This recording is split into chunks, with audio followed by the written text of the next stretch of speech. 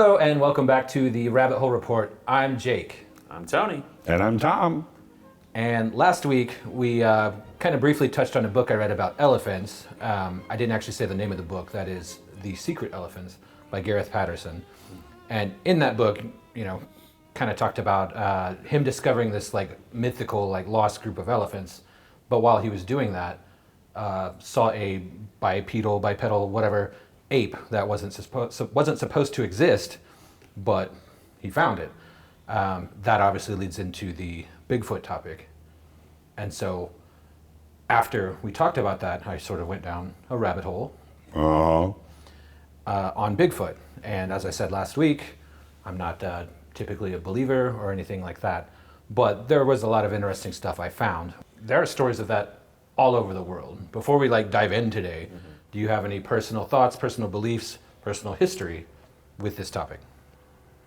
Sort of. At one point, working for the news and everything, I've met a few Bigfoot enthusiasts, and including some people that actually claim that a Bigfoot-esque monster has come to their home and kind of harassed them. That's a thing that's happened. But me personally, I think anything is possible. I mean, you kind of mentioned the elephants from before, like finding a herd of large animals like that. If it's just a small collection of seemingly nomadic type creatures, it's going to be that much harder. I mean, we haven't discovered everything on Earth. We continually keep discovering things. So, I think the possibility is always out there. Well, when it comes to this, it's like we're saying Bigfoot, but there are tales of animals such as Bigfoot, from all over the world. And you have to start going, if this many people have seen it on every corner of the earth, why can't it be true? But there have also been frauds. I mean, people who admitted, I had a suit on and I did it. When you get that kind of thing, it tends to negate all the others that you heard, okay, well, it's fake. Yeah, I mean, so there's plenty of people who want to try to get the attention, of doing that. At the same time, it also makes you think if it's like intentional misinformation that, somebody told them, do that, and we'll give you money for that. I mean, we're diving into anything type of a conspiracy of maybe they actually do exist, and there's more. There's a reason why we the public have not seen it ourselves and have it presented as fact and as truth. Is that maybe we shouldn't know what the fact and the truth is. I think the thing that amazes me most, when we talk about all of these clues or whatever you want to call them that lead you to go, that might be so, is the fact that it's not only in different parts of the world, but they're different iterations. That's very funny you mentioned that, because in the prep for this episode, I printed in the green room, out a list of some famous names of these creatures all over the world. Like you said, Bigfoot, Sasquatch. In the southern U.S., it's sometimes called a skunk ape, which is an interesting point. A lot of these are a very bad smell is attributed to sightings. Maybe we get into that later. Of course, the yeti, or abominable snowman, the yowie in Australia, the yahi from Aboriginal history, the orang pendek, Indonesia, the almas from Central Asia, urine from China. I could keep going, literally, because there's more that I printed out. Yeah.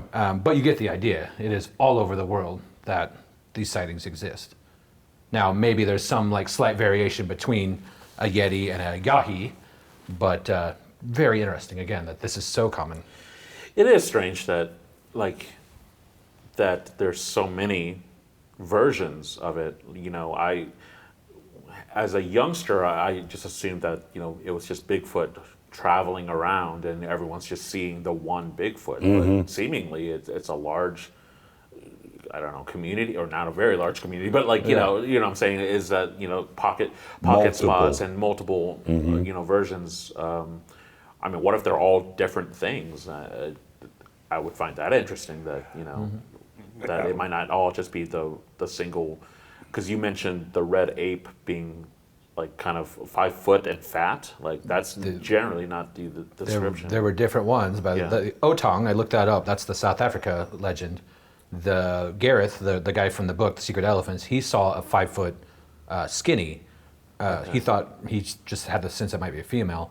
The 80-year-old woman, you'd have to go back and watch last week. She said she'd seen like the 7 foot like giant. Okay. So I don't know if that's a male, female, old, young, whatever it is. Yeah. But it was different descriptions Well, I other mean- than the red fur. You have humans all over the world. We're all human, but we're different in different locales. So there may be, a trail of all of these. They're just, I'll say, Yetis. No. But the Yeti is, you find them in high mountain areas. They're generally white, is how they're depicted, white fur. So you just have different types of the same animal, is what it sounds like to me. Yeah, I think so. And yeah, again, Except for the skunk ape, because that really smells bad. they do. Apparently, a lot of them do, if you believe the stories. Well, that's true. I don't think I've ever smelled a skunk ape. Could be wrong. I don't know. I don't hang out in the South very often. I've been told I smell like a skunk ape after a skunk. I can't even say it. I'm so skunk ape after I've been out, playing ball or something. Yeah. You smell like a skunk ape. But yeah, so all these different descriptions, and they're all over, like we talked about, including where we, I guess technically now used to live, Missouri, and you had a story about a Missouri ape. Yeah, we were doing just stories about cryptids, ghosts, aliens, all for news segments, and we happened to meet a man who claimed that a Bigfoot-esque creature came to his home and started pounding on his cabins, and was sort of harassing him and his wife. And in the middle of the night, you would hear the calls of this creature, that's out there. You were painting, I'm sorry to interrupt, you were painting such a picture, it almost sounds like we're outside with the wildlife and the bugs right now. I mean, yeah, it wasn't too far off. I mean, He's some storyteller. it was a heavily wooded area, and the house is just there. So there's no other people to be able to corroborate this guy's story. But he and his wife said that for about a span of a week, this creature was kind of hanging out near their home. They actually have game cameras set up and got a photo of it. Now, for what he was describing, to me it kind of looked like a really chunky baboon.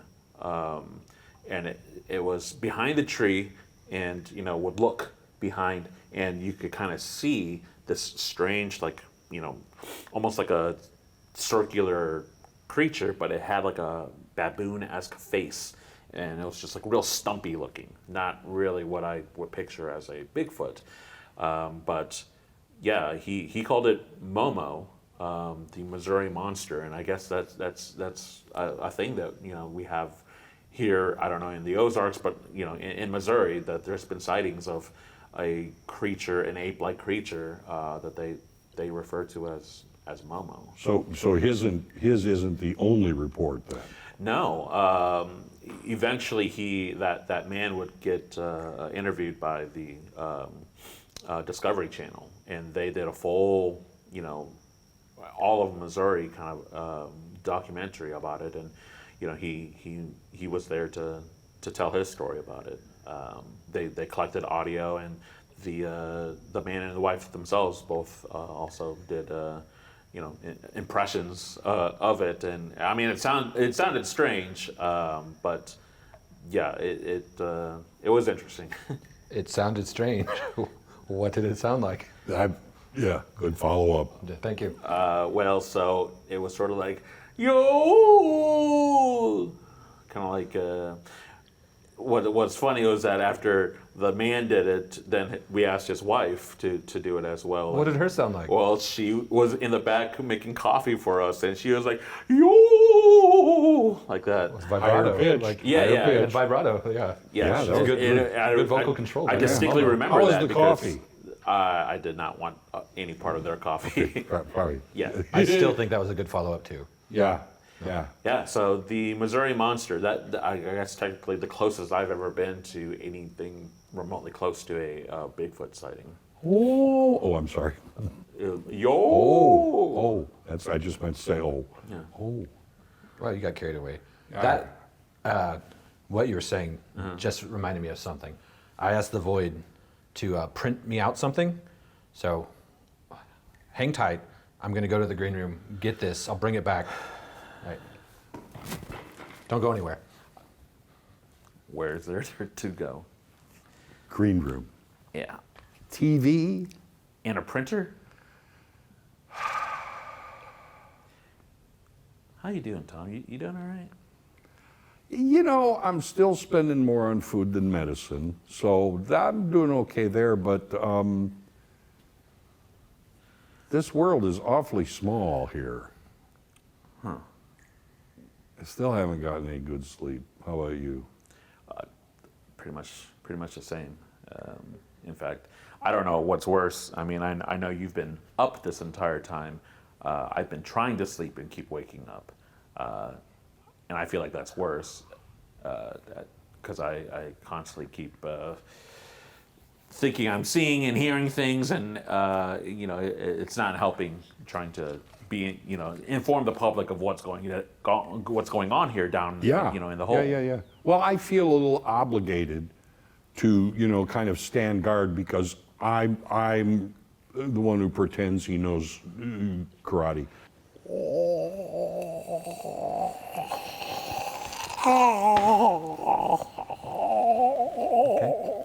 Well, I feel safer.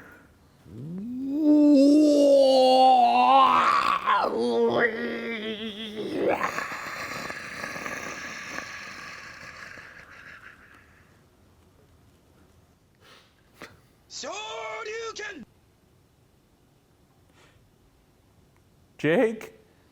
All right, guys, I am back. Just went to the green room. Got a little support from the Void. Asked them, on the printer, could you print us out some heat maps here of Bigfoot sightings? And we can actually look at that camera there. We've got some maps here to see too. And if you look at that, you can see that there are sightings literally from all over the world. Kind of hard to see in Alaska, Canada, Russia. They're more sporadic there, but they are actually all over if you zoom in. Second one, here's a picture. Sorry, you have something to say? Yeah, how are you, right? Like, how are you doing that? This just happens. I don't know. My question was, are those spots bigger because it's a Mercator drawing, or is that the actual area that they're covering all of these sightings? That is too heady a reference for a lot of what we've talked about, but I'm going to say that is actually to scale, to real scale. Ew. Yeah, I know. And then finally, here, our former home, Missouri. If you take a look at that, there are sightings all over this area too. I'm noticing there's seemingly, it's kind of everywhere, including like just spots you don't think, even in like major cities. Yeah, like St. Louis, if you look there, there's a lot of heat there, but you think it's spread out over an area. And if you go past St. Louis and East St. Louis, you kind of get into southern Illinois. Yeah. It does get more rural really quickly. So I think a lot of them in that St. Louis area are due to that. Missouri, as a whole, our former home again there, had the 9th highest sightings in the nation, and was 11th around there per capita, so pretty high. Ooh. I think everybody would kind of expect Washington State is number one in both. Would think so, yeah. Yeah, total and per capita. Ohio, surprisingly, was 4th overall. Really? And 3rd in per capita. Now, I think a lot of people kind of underestimate how big the population of Ohio is, but they also have their own local legend. Like we have Momo, they had one called the Grassman. Okay, I haven't heard of that. I didn't know about before I got the Void materials here. Most high population states have a lot of sightings, not surprising. The only state of the 50 that didn't really have a lot was Nevada, which they have a lot of land there. That Could be for a couple of reasons, according to the list. It could be, desert terrain, not a lot of trees. Almost all of it is military land outside They'd be the big always cities. hiding behind a cactus like this. They could. Yeah. Yeah, they could. They're very disciplined to not be seen all these years. That it might be it. It's a lot more difficult to hide, as you're saying, because you would have to. Yeah. Right, because you can't. You're like a sargasso or Yeah. whatever it is, a cactus You there. have to. Yeah. But now we're getting Yeah. into Egyptian. Saguaro hieroglyphics. Saguaro glyphics. So could be that. Some people think with the military land there, depends on what level of conspiracy theory you want to get into, that maybe they are there and they're working with the government, or they're hiding, or they're captured. The last theory, plausible, was that they actually have vacated the state to avoid long-standing gambling debts from Vegas and Reno Mafia. They're tough. They're not afraid of any kind of Sasquatch or anything. No. They've got guys who are bigger than those guys. That's true, and they don't Yeah. need to hide behind a saguaro. No, they don't. Yeah, not at all. A lot of sightings all over, and this topic in general has kind of evolved over the years, whereas you think even 20 years ago, this used to be referred to as like a quack topic. Oh, it's just weird that you chose that word. I didn't think about it. Sorry. I was just thinking of the duck woman. Oh. From before. Yeah. Sorry. Did you ever land anywhere on that? No, I was just saying I saw some thing earlier, and it was just kind of roaming around, just I guess kind of similar to Sasquatch, was just kind of looking, and I thought it was a woman, but it wasn't quite. Did you approach it? I got close, and it made like a weird sound, but What did it sound like?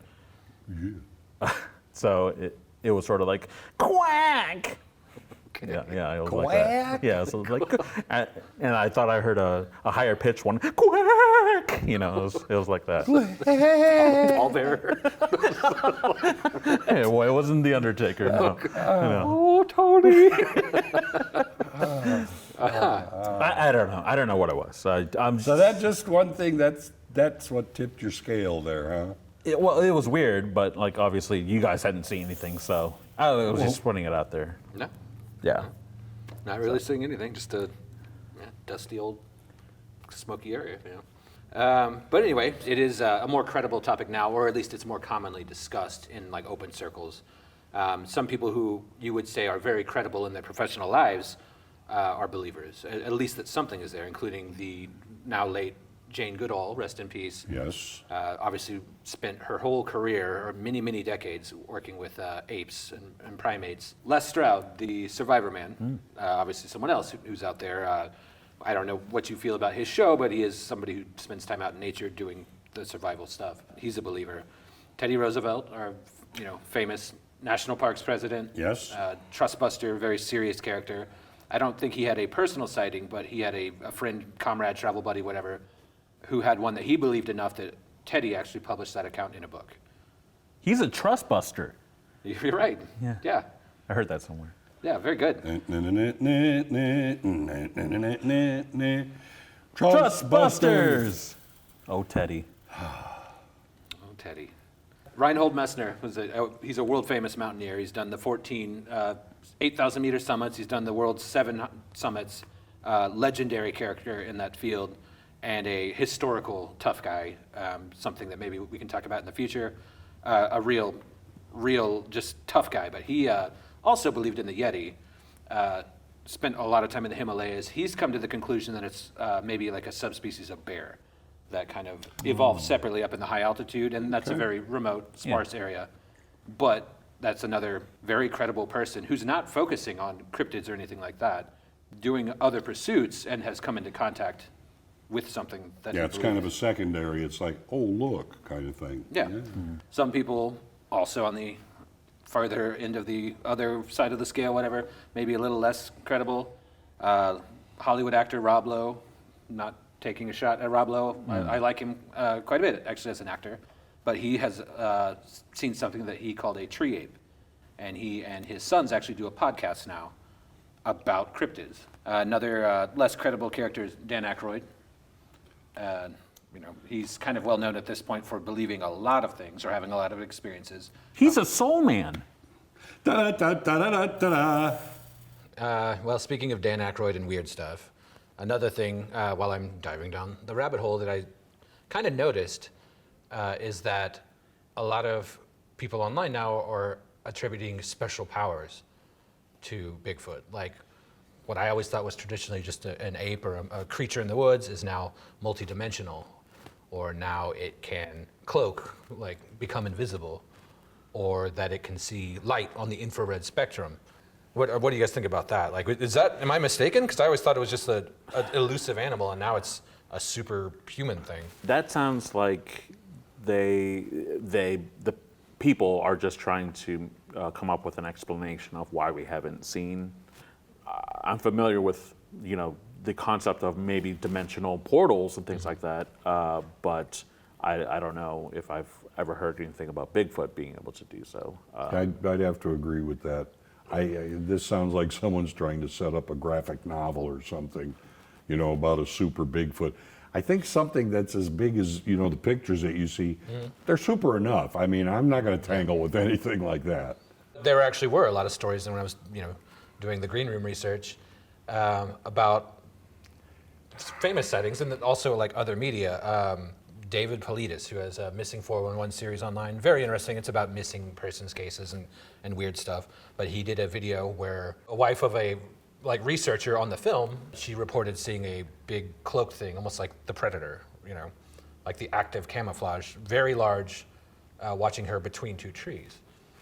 There's stories from Skinwalker Ranch, which has all kinds of stuff going on about cloaked things doing sort of a Momo howl, but more like a roar. Mm-hmm. And then there are also stories that even The Predator, the movie itself, was actually based on like a true account.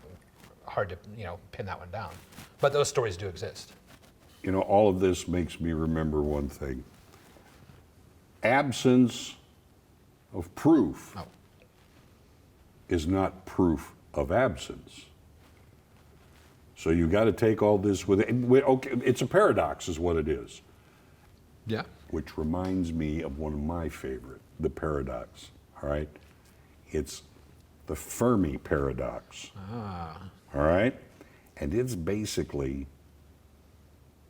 Fermi, yeah. Yeah. Fermi. Yeah, got it.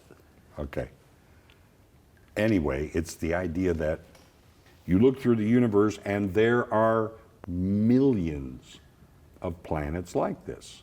So, if there is life out there, how come we don't find it? Why is there no proof? Like Bigfoot.